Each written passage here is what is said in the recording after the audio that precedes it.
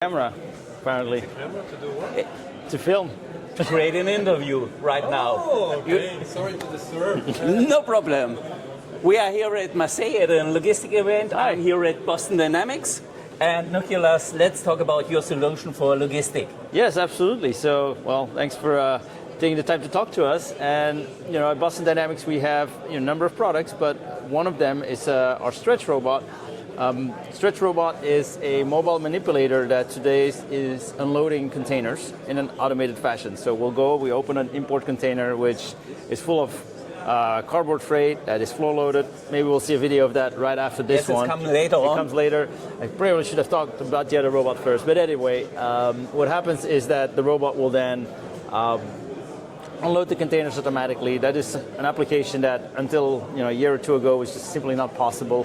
But with the creation of that robot, development of that robot, and our ability to understand where to find boxes, how to manipulate them, we now have this deployed across DHL, across Gap, Maersk, and a lot of other big brands across both US and Europe. And in fact, as of yesterday, we had an announcement with DHL that they will be installing about 1,000 of our stretch robots. That's a huge number. It's a big number, and it's going to be now until 2030, not just for truck unloading, but also for case picking.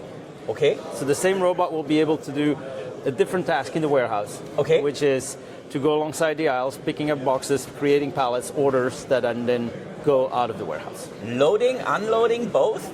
Loading, not yet, but that could be the next step, because the form factor of the robot is essentially to manipulate boxes and to be mobile. So there you actually can see the robot that, it's a manipulator on wheels that will allow you to do that. And you can do also multi-pieces picking? Yes. And how many pieces can you pick per hour? So when we unload a container, we're doing that between 600 and 800 boxes an hour. Oh. But when the packages are small and we can pick multiples, it could be even more than that. You can be faster. You can be even faster than that. But 600 to 800 boxes an hour, that's quite the amount of boxes. Yes, and most of the time I see videos where the boxes had all the same size and they're fitting perfect in the container. Or can you handle also chaotic? We can handle different size of boxes. The robot doesn't really need to know what size of boxes are in there. Okay. It really doesn't need to know that. And then we're continuing to develop the robot, and we are seeing in the next 2-3 years capabilities improving so that the robot can handle a lot more chaotic circumstances, which you would typically find in the post and parcel business. Okay, sounds really interesting. Yes. So I keep a look on your company and your solutions. Spot. Let's not forget Spot, right? Spot, our friend Spot here.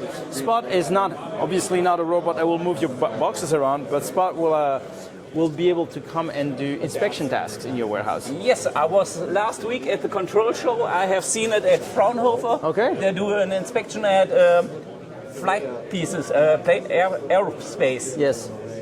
Turbine. Yeah, absolutely. They go around and...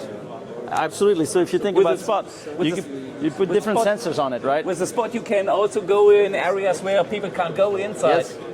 You can do that, and then that's that mobility and the sensors that we mount on it then allows you to create very repetitive data for inspection. And we can do that in the warehouse too, if there's a lot of equipment in the warehouse that needs to be inspected. Sounds really interesting. Thank you for your time, and can't wait to see you next time and what's new on your side. Absolutely. Thank you very much. Thank you. All right.